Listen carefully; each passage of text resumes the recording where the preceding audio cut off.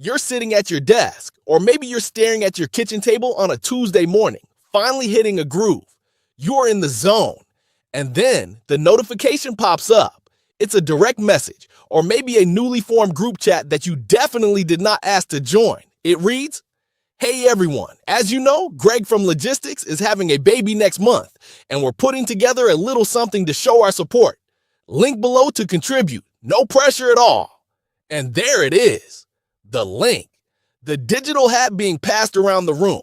The quiet, polite demand for $5, $10, maybe $20 of your post-tax income. And even though the message explicitly includes the phrase, "no pressure," you and I both know exactly what that actually means.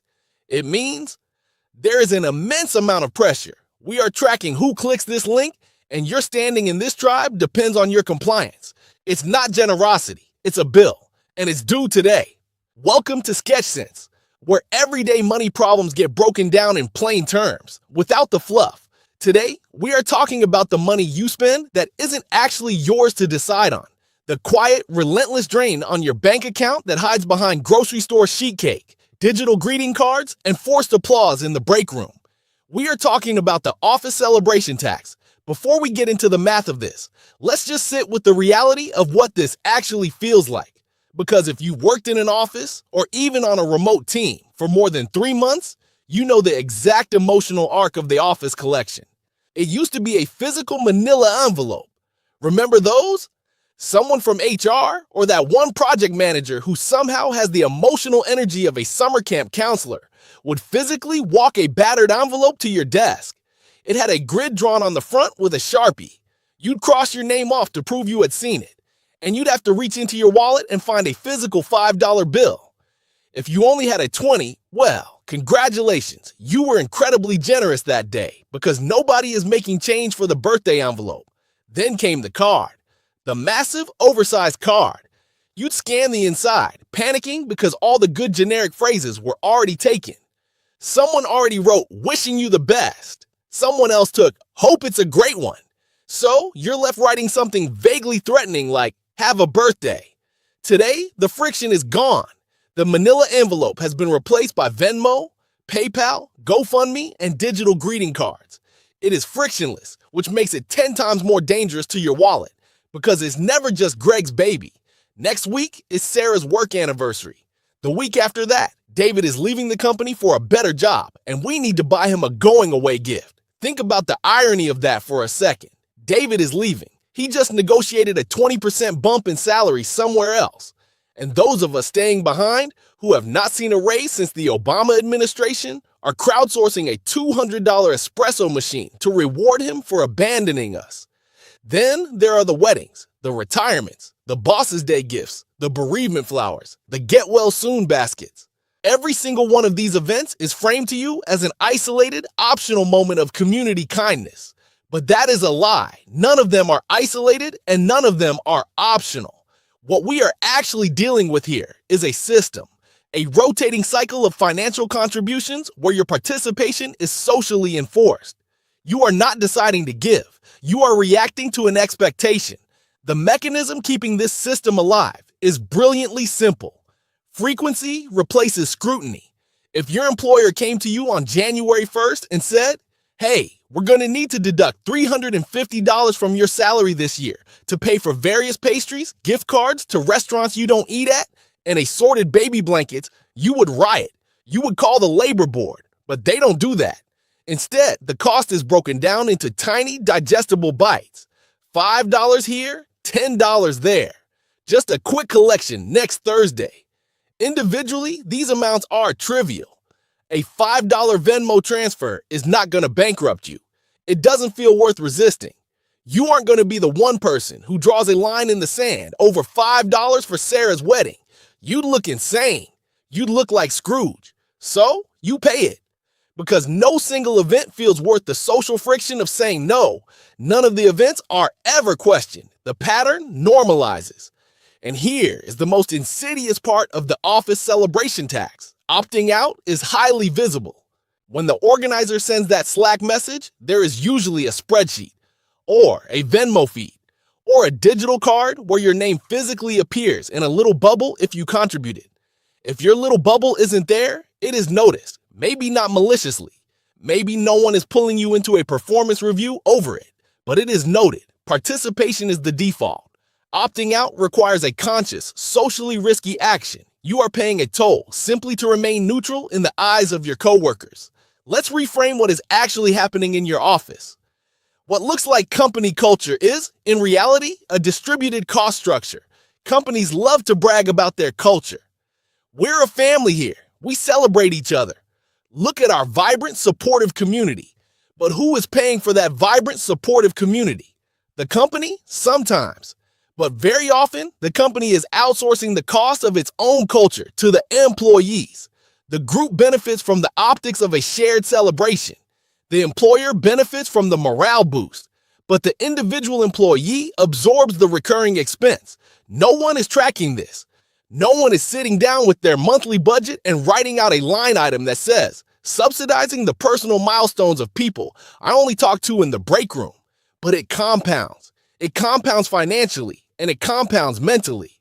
Let's do the math. Let's say you work in an office of 50 people.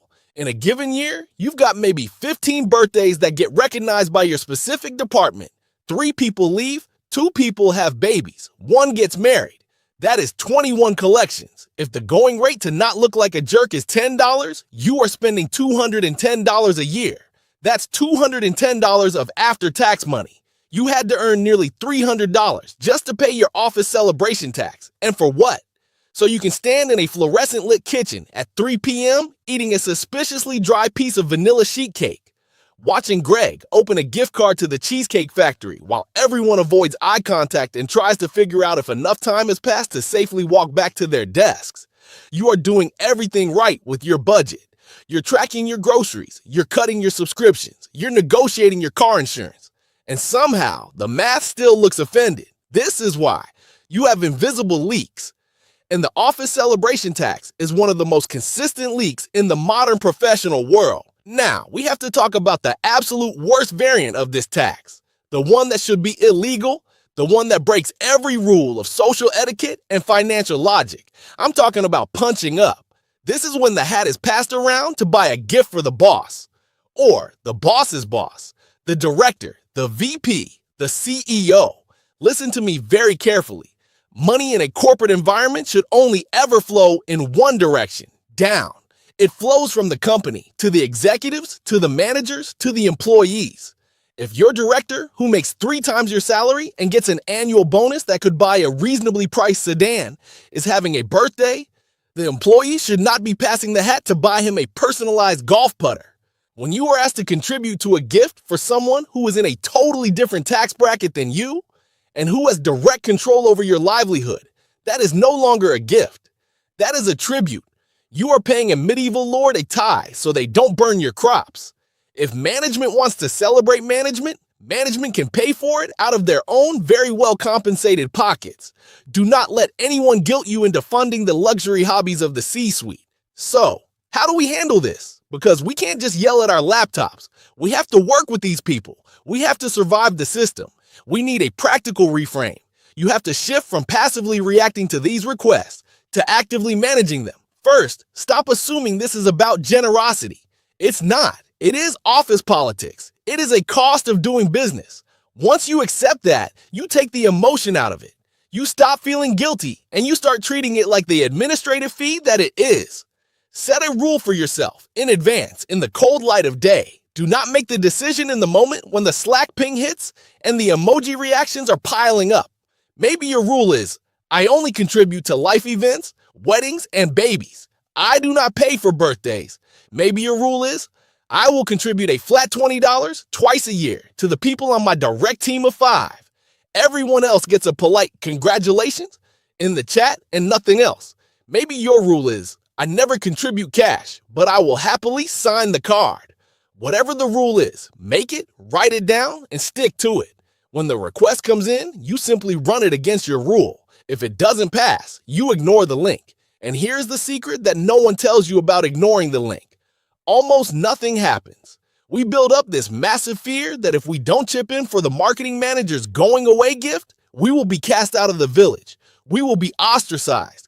But the truth is, the person organizing the collection is usually just trying to hit a quota so they don't look bad.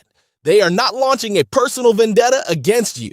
If you are a decent coworker, if you do your job well, if you are pleasant in meetings, skipping the Venmo request for a $40 floral arrangement is not going to ruin your career. If the culture of your office is so fragile that it collapses because you didn't give $5 to a birthday fund, then you don't have a culture. You have a hostage situation. You have to protect your own money first, because I promise you, the company is protecting theirs. The next time that notification pops up, the next time you see the phrase, no pressure, but I want you to pause. Don't just blindly reach for your phone. Acknowledge what is actually happening. You are being asked to pay a tax without a line item, enforced through optics, sustained by repetition. You can choose to pay it if you value the specific relationship, but you do not have to pay it just to exist in the building. Saving your money helps, but at some point, trying to fix your budget while saying yes to every office collection starts to feel like using a coffee mug to stop a flood. Stop bailing the water and just close the valve. If this episode hit a little too close to home, that's the point. Most financial mistakes don't feel like mistakes while they're happening. They feel normal, routine, even justified. That's how they quietly chip away at your wealth. Hit subscribe so you don't miss the next breakdown, because each episode pulls apart another one of those normal habits that secretly cost you money. Drop a comment with the financial situation that's been bothering you, the thing that doesn't quite add up, the bill that keeps showing up, the decision you're second guessing. That's what gets decoded next. I'm Elias Thorne, and you've been watching Sketch Sense, where we don't just talk about money, we expose exactly where it's slipping through your hands. Catch you next time.